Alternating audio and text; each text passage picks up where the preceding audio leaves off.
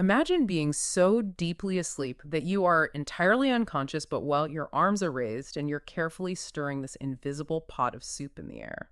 Yeah, which is honestly a terrifying thing to witness. Right. And for older adults on certain medications, that's not just some bizarre dream. I mean, it is a massive biological warning sign. So if you, the curious learner who wants to understand the why behind the world, have ever wondered why the older people in your life inevitably start waking up at 4 in the morning, or why they might suddenly start physically acting out their dreams? Well, that is exactly the mission of today's deep dive. We are going to be exploring the hidden mechanics of how and, why our sleep physically breaks down as we age. Exactly. We're looking at the surprising fluid dynamic things happening in our brains when we close our eyes, and how external factors like the lighting in your living room or the pills in your medicine cabinet are just completely rewriting your sleep architecture. And we are pulling from a really robust stack of sources today. We've got clinical data coming out of the Cleveland Clinic looking specifically at antidepressants. Oh, yeah, that study is wild. It really is. Plus, we have cutting-edge research from the National Neuroscience Institute and Harvard on how the brain clears out its own metabolic waste, a systematic review on lighting and sleep quality, and some incredibly comprehensive neurobiological breakdowns of geriatric sleep. Okay, let's unpack this, because to understand why sleep changes so drastically, we have to kind of throw away that old metaphor of sleep being like a smartphone battery that just recharges to 100% every night. Right. Yeah, that metaphor is completely wrong when it comes to aging. We have to look at the physical hardware of the brain itself. Because it turns out aging isn't just about feeling more tired. I mean, it is a literal structural rewiring of the machinery inside your head. Exactly. And the clinical data shows this architectural shift becomes highly noticeable right around the sixth decade of life. It's it's actually considered one of the most medically significant biomarkers of biological aging. Wait, really? Just how you sleep is a biomarker for your biological age? Oh, absolutely. Yeah. When you look at clinical polysomnography, which is just the data from a formal sleep study, you see the brain fundamentally losing its capacity to generate deep sleep. Like it just forgets how to do it. Basically, yeah. Stage 3 non-rapid eye movement sleep, which we call N3 or slow wave sleep, well, it plummets by a staggering 75%. 75%. That is a massive drop in the absolute deepest, most restorative part of our night. But I mean, if the brain desperately needs that sleep to repair itself, why is it suddenly incapable of producing it? It comes down to regional atrophy. Hmm. So there's this area called the medial prefrontal cortex, or MPFC, which is located right behind your forehead. Okay. It acts as the primary electrical generator for these slow waves. But as we age, the MPFC loses up to 50% of its gray matter density. It physically shrinks. Wow. So the tissue is literally disappearing. Right. And gray matter consists of the actual bodies of the brain cells. So when those cell bodies thin out, the brain just loses the structural integrity required to coordinate the large-scale neural synchrony that creates those deep, slow delta waves. So it's kind of like, well, think of the MPFC as the conductor of an orchestra, right?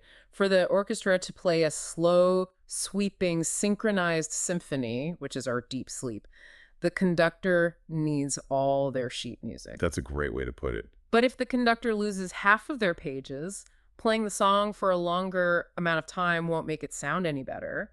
The coordination is just physically gone. Which actually answers a question I've always had. Which is? Like, why don't older adults just sleep longer to make up for the lower quality? They literally can't. The conductor is missing the music. Exactly.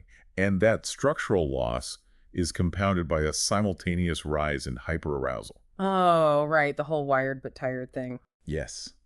Deep inside the brain, the hypothalamus acts as your sleep-wake switch. As we age, the sleep-promoting neurons, the ones that release inhibitory transmitters to calm the brain down, they actually start to die off. So the calming system is breaking down. Right. But the wake-promoting neurons, specifically the orexin neurons, they experience a truly bizarre mechanical failure. Here's where it gets really interesting, folks. So the brain loses about 38% of its total orexin cells over time. Logically, you would assume that fewer awake-promoting cells means you would be less awake, right? Yeah. Fewer alarm clocks should mean more sleep. But the remaining orexin cells become wildly hyperexcitable. This happens because of a molecular dysfunction in what are called catein-223 channel. Okay, catein-223 channels, that sounds like a password. How do those actually work? Think of our brain cell fires. It communicates using an electrical impulse. To fire, the cell opens doors to let sodium rush in. That's the spark. But to stop firing and reset, it has to open different doors to let potassium out. Those potassium exit doors are the catein-223 channels.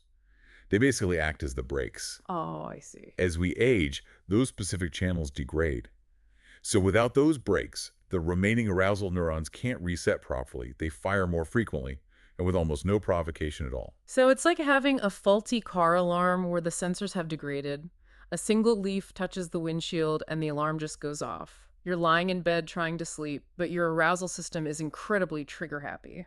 That perfectly explains the classic wired but tired feeling so many older adults complain about. Yeah, that makes so much sense. And because that internal alarm is so extraordinarily sensitive, the brain is constantly jolting awake right before it can settle into the deeper stages of rest.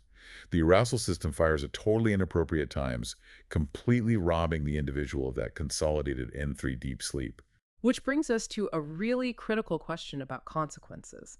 Because the MPFC is degrading and the trigger-happy orexin system is jolting the brain awake, we are losing N3 sleep. But what is actually happening during N3 that makes losing it so dangerous? The answer lies in the glymphatic system. You can think of it as the brain's specialized internal plumbing network.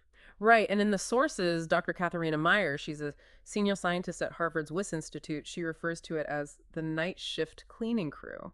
Yes, I love that description.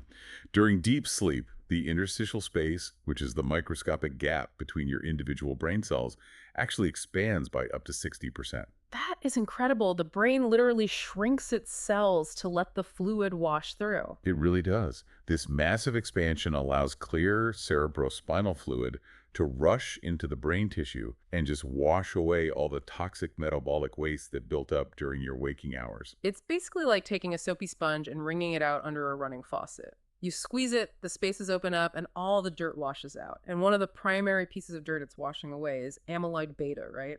Exactly. The rogue protein that clumps together and is heavily associated with Alzheimer's disease. That is the primary target of this clearance system, yes.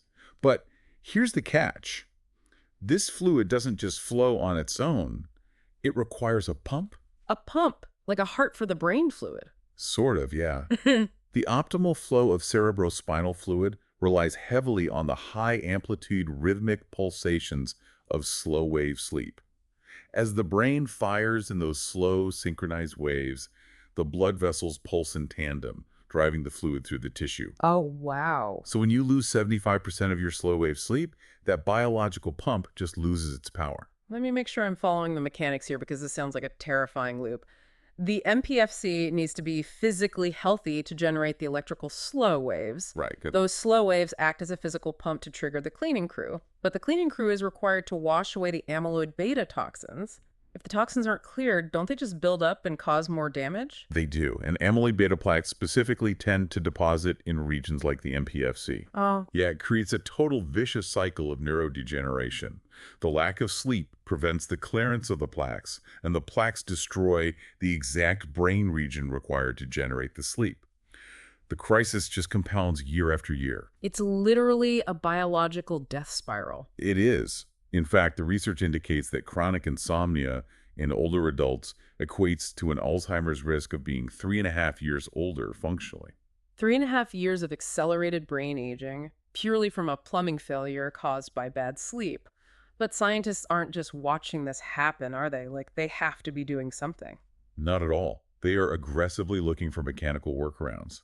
At the Wyss Institute at Harvard, researchers are using 3D lab-grown mini-brains, complete with simple vessel-like structures, to study how to manipulate this fluid flow artificially. That's straight out of sci-fi. I know, right? And even more radically, researchers at the National Neuroscience Institute in Singapore are moving beyond the lab. They are testing a physical neck surgery on human patients to address this. A neck surgery to fix brain sleep. How does that even work? It's called a lymphatic cavernous bypass. So the cerebrospinal fluid eventually has to drain out of the brain and into the lymphatic vessels in the neck. Okay, following. In this surgery, doctors take those lymphatic vessels and physically sew them directly into neighboring larger veins. Wow. By changing the pressure gradient, they are attempting to physically unclog the brain's downstream drainage pipes. They use gravity and blood flow to artificially suction the lymphatic fluid out of the brain and slow down dementia. We are resorting to surgically replumbing the neck to drain the brain because it can't sleep deeply enough to do it itself. That really underscores how vital this nightly cleaning cycle is. Absolutely. Because the internal hardware is already failing, the system becomes incredibly fragile. And that's when we have to look at what we are actively putting into our bodies. Our medicine cabinets often stop being helpful and start acting as saboteurs to this delicate sleep architecture. Which makes the data coming out of the Cleveland Clinic so crucial. I mean, adults over 60 are the primary consumers of prescription medications, and polypharmacy, the practice of taking multiple drugs simultaneously, is the norm, not the exception. Right. It's incredibly common to see an older adult taking an antidepressant, a beta blocker for their heart, and a statin for their cholesterol all at the same time. Yeah, everyday stuff. So, looking at the Cleveland Clinic research on antidepressants, we come back to that image from the very beginning of the deep dive. The patient stirring an invisible pot of soup while dead asleep. Right, the dream enactment. If a patient starts taking an antidepressant and suddenly starts violently acting out their dreams, the drug is the villain causing the brain damage, right? Well, we have to look at this impartially based on the shifting clinical consensus because the relationship is much more complex than just cause and effect. Yeah. We are talking about REM sleep behavior disorder, or RBD. Okay, let's break that down. Under normal circumstances, when you enter REM sleep and begin to dream, your brain sends a powerful signal down the brainstem to completely paralyze your skeletal muscles. Right, it's a safety mechanism so you don't physically run when you dream about running. Exactly. But in RBD, that paralysis mechanism fails. Patients might flail, curse, punch the wall, or, as one doctor documented, safely stir a pot in their sleep. The Cleveland Clinic study actually quantified how much antidepressants contribute to this misfire rate. They looked at REM sleep without atonia, which just means REM sleep without that protective muscle paralysis. They did. And the numbers are really striking. Compared to a control group, users of selective serotonin reuptake inhibitors, or SSRIs, had a 4.1% increase in these abnormal, unparalyzed sleep epochs. That's noticeable. But for patients using a combination of SNRIs and tricyclic antidepressants, the increase jumped to 18.7%. Almost a 20% jump. So the medications are directly interfering with the paralysis signal. But you mentioned earlier that the drug isn't the villain causing the brain damage. Right. For decades, physicians assumed the medication was the root cause. They would stop the antidepressants, and the dream enactment would usually stop. Problem solved, right? Seems like it. But long-term follow-ups revealed something a lot darker. Eventually, the RBD returned anyway, even without the drugs. The new consensus from neurospecialists is that the drugs aren't causing the underlying neurodegeneration, they are unmasking it. Oh, wow. So it's like running a stress test on a weak bridge? The bridge represents the brainstem, and the medication is a heavy truck. That's a great analogy. The truck didn't cause the steel to rust or the concrete to crack, but when you drive that heavy truck over it, it makes the bridge creak loudly enough for you to hear the damage that was already there. That is a brilliant way to frame it. RBD is actually a prodromal feature, which is a massive early warning sign for neurodegenerative diseases like Parkinson's and Lewy body dementia. That is terrifying. It indicates that the specific cells in the brainstem responsible for inducing paralysis are already degrading. The antidepressants are just bringing the symptom to the surface years earlier than it otherwise would have appeared naturally, like a canary in a coal mine. As terrifying as that reality is, as an early warning system, it's incredibly useful for getting a head start on treatment. But the sources point out that other medications are sabotaging the sleep architecture in completely different ways, too. Let's talk about beta blockers, which millions take for blood pressure. A very common medication. The sources specifically call out lipophilic beta blockers as sleep destroyers. Why does that word lipophilic matter? Lipophilic simply means fat soluble or fat loving. The human brain is largely composed of fat, specifically the myelin sheaths that insulate our neurons. Okay, so it wants to stick to the fat. Exactly. To protect the brain from toxins in the bloodstream, we have a highly selective security gate called the blood-brain barrier. Water-soluble drugs generally get turned away at the gate, but lipophilic drugs have a VIP pass. Yeah. They dissolve into fat, so they easily slip right past the blood-brain barrier and enter the central nervous system. And once they get inside, they just wreak havoc on the sleep-wake cycle. They actively suppress the pineal gland's production of melatonin. So not only does it take the person much longer to fall asleep, but the suppression of melatonin alters the REM cycle. Which leads to incredibly vivid, distressing nightmares. It just sounds miserable. And the disruption extends to cholesterol medications too. Statins are universally prescribed, but they carry a massive hidden cost for sleep. Right, because statins don't just block the production of cholesterol in the liver, they also inadvertently block the production of coenzyme Q10. Which is super important for energy. Very. Muscle cells desperately need CoQ10 to generate energy.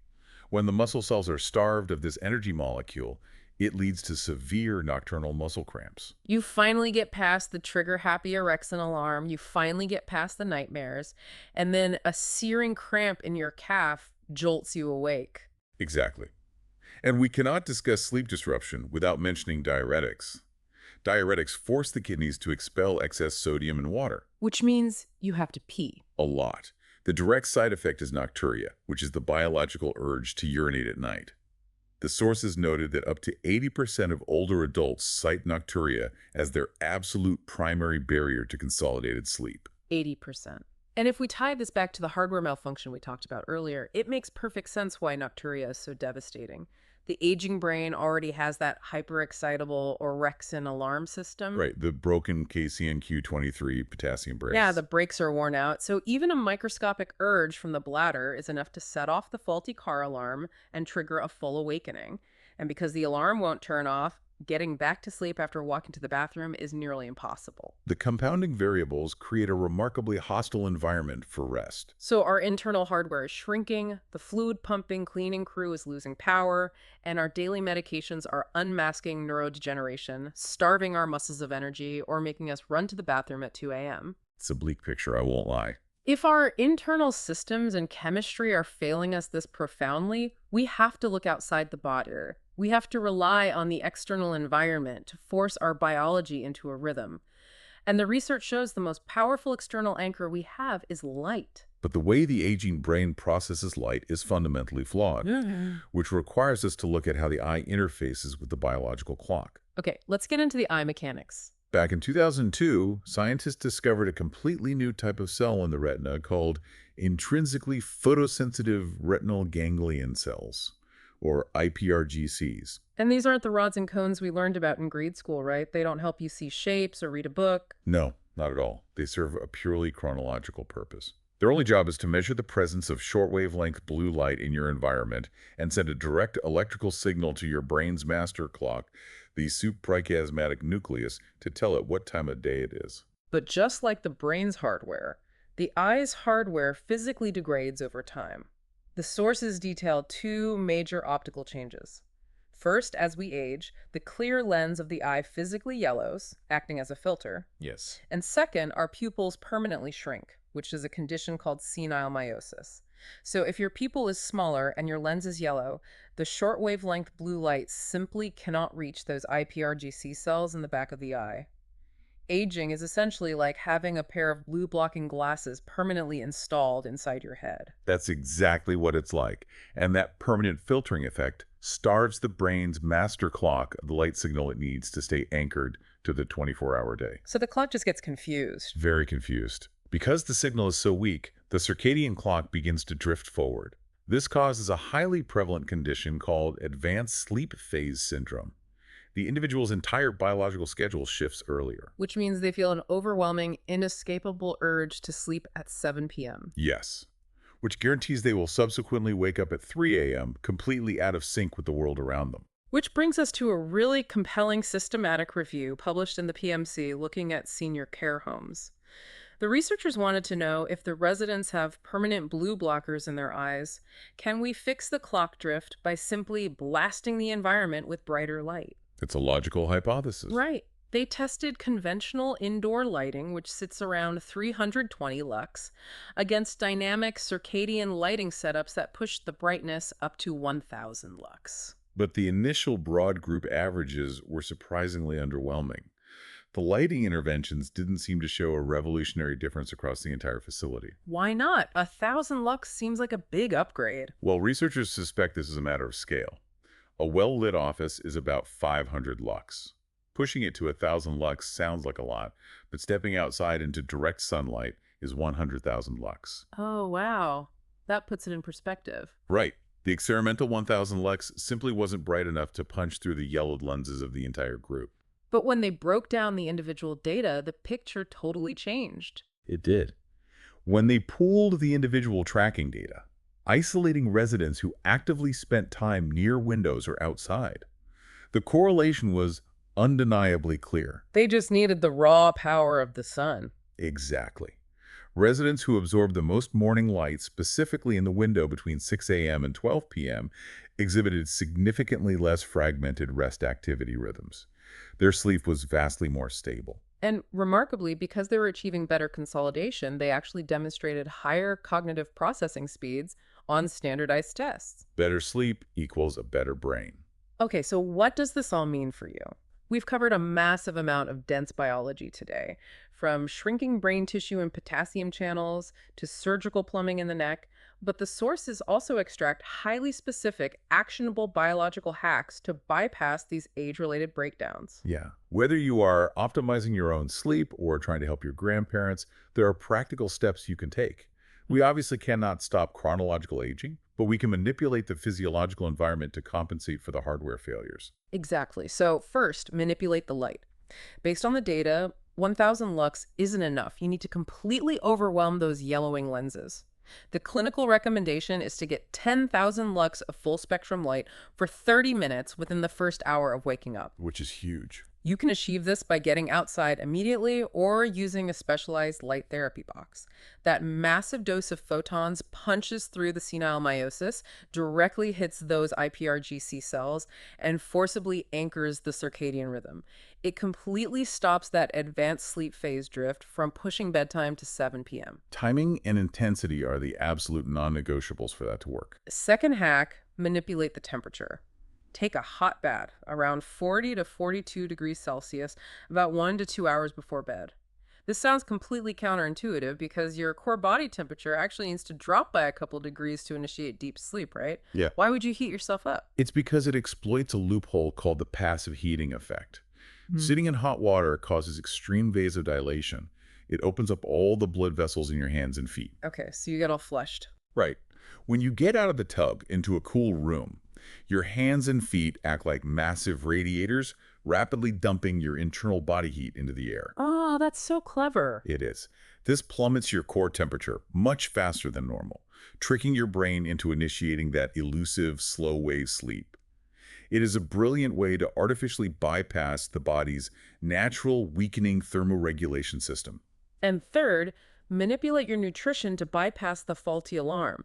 Consume 30 grams of casein protein, which you can easily find in cottage cheese or Greek yogurt, about 1 to 2 hours before bed. Casein is really specific here. It is. Unlike whey protein, which absorbs rapidly, casein gels in the stomach and digests incredibly slowly.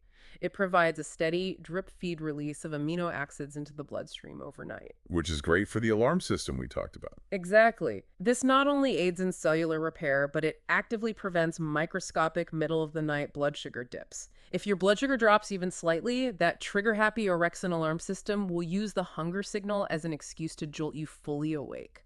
The casein keeps the alarm quiet.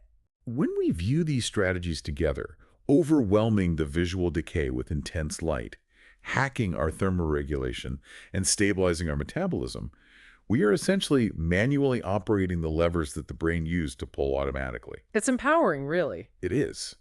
But looking at all of this cutting-edge research leaves us with a rather profound, almost philosophical puzzle to consider. Ooh, lay it on us. Well, we discussed the researchers in Singapore testing the lymphatic venous bypass. taking veins in the neck and connecting them to lymphatic vessels to artificially drain the brain of its toxic waste. Right, the plumbing bypass. The whole premise is that the aging brain can't generate the slow wave sleep required to pump the fluid naturally. But if science successfully perfects this surgery, and we can completely bypass the lymphatic system with a permanent artificial drain, Yeah. would we even need deep sleep anymore? Or, if we eliminated the need for the brain's night shift cleaning crew, would we discover that slow wave sleep serves another deeply hidden biological purpose that we haven't even begun to imagine yet? That is an amazing question. If we fix the plumbing from the outside, do we still need the symphony of sleep at all? Wow.